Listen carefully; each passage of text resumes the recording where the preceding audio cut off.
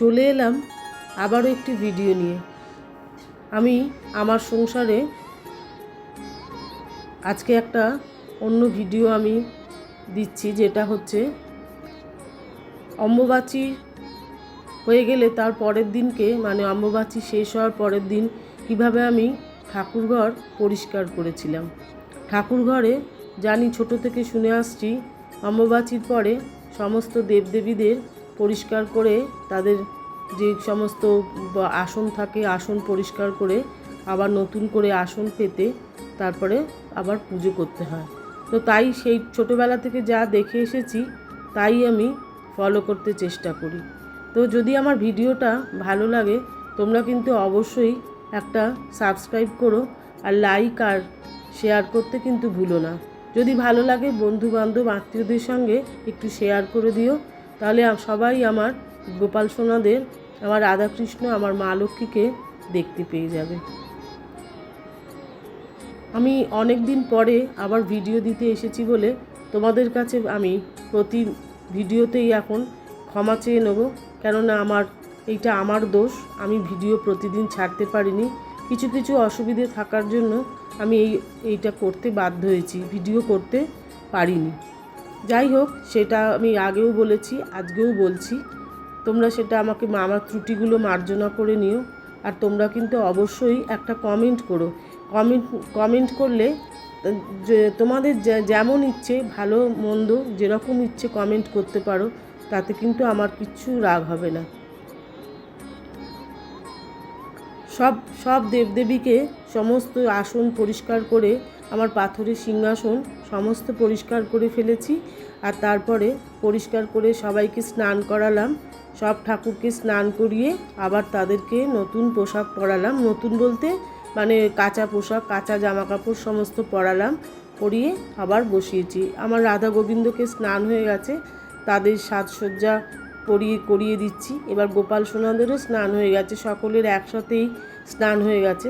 ভিডিওটা বড় হয়ে যাওয়ার জন্য স্নানের ছবিগুলো, স্নানের মুহূর্তগুলো আর তুলে তোমাদেরকে দেখাইনি। এরপরে শুরু হবে পূজা অর্চনা। একটা ছোট বাক্সে আমি ঠাকুরের বেশ কাঁচা কাঁচা জিনিসগুলো রাখতে ভালোবাসি, যেমন বিছানার চাদর, বাড়তি কোনো জামা কাপড়, যেমন ছোট ছোট প্যান্টি, এগুলো আমি একটা আলাদা বাক্স করে রাখি। ফতুয়া কিছু কিছু আমার হাতে বানানো। তো যাই হোক, সে সমস্ত বার করে নিয়ে আমি আমার ঠাকুরের যে খাট আছে, গদি টদি সমস্ত সুন্দর করে ঝেড়ে নিলাম। এই সুন্দর ঝাড়ুটা আমার মেয়ে খড়গপুরে পড়তে গেছিলো, তো ওখানে দেখতে পেয়েছে একজন দাদু মতন বয়স্ক মানুষ, সে এগুলো বেতের জিনিসগুলো নিয়ে বসেছিল। তো আমার মেয়ের খুব ভালো লেগেছে যে এটা আমি আমার গোপালদের খাট ঝাড়ার জন্য নিয়ে যাব, সেই কারণে ও একটা ছোট্ট জিনিসটা কিনে নিয়ে এসছে। যে কোনো জিনিসই ছোট হলে তার একটা আলাদা তাকে সে রূপ পায়। তা ছোট্ট বলে আমরা বাড়িতে যে ঝাড়ু ব্যবহার করি, এটা কিন্তু সেটা নয়, এটা হচ্ছে সম্পূর্ণ বেতের জিনিস বলে ঠাকুরের আসনে ঠাকুরের বিছানায় দেওয়ার কোনো আপত্তি রইল না।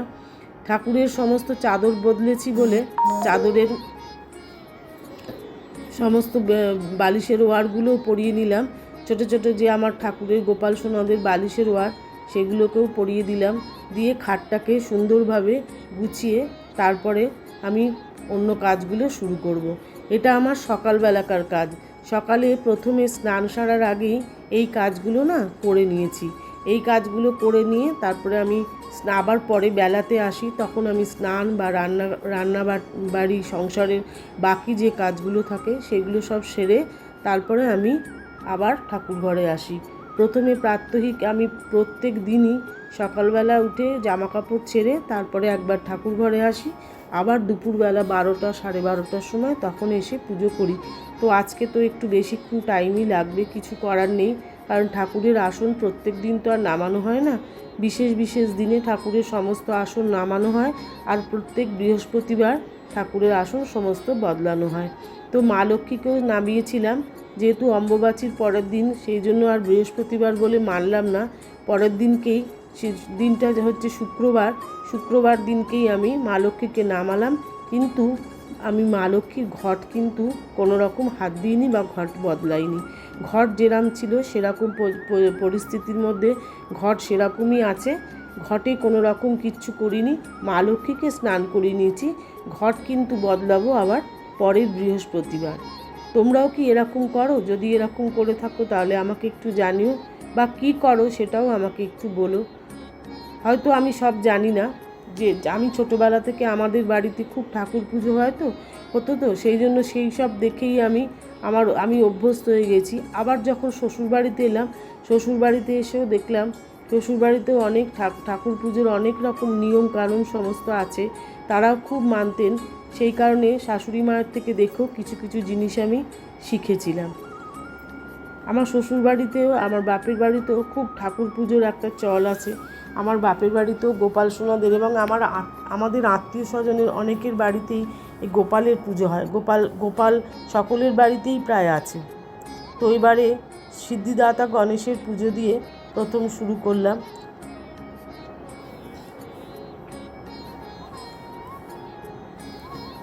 গণেশের বন্দনা করে ঠাকুর পুজো শুরু করলাম।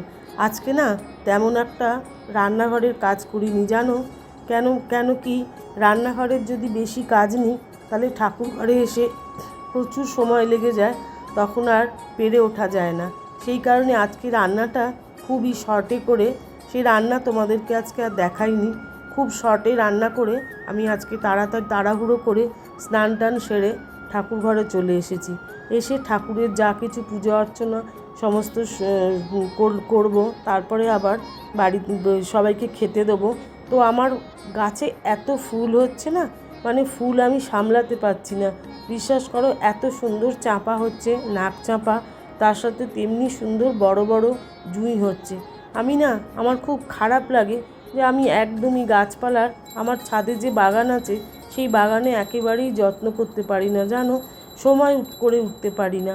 সেই কারণে তা সত্ত্বেও যখন গাছে এতগুলো ফুল হয় তখন আমার নিজের কাছে নিজেরই খারাপ লাগে যে ওদের যত্ন করি না, অথচ ওরা কি সুন্দর আমাকে ফুল দিয়ে যাচ্ছে, আনন্দ দিয়ে যাচ্ছে।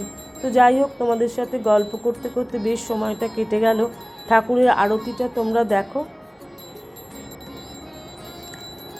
পুজো হয়ে গেলে ভোগ নিবেদন করে সামান্য ফল দিয়ে ঠাকুরকে ভোগ নিবেদন করলাম। আজকের ভোগ দিয়ে আরতি করে নিচ্ছি। কর্পূর আরতি করি প্রত্যেক দিন, আর ধূপের আরতি করি, আর করি বাতাস দিয়ে শীতল করি ঠাকুরকে।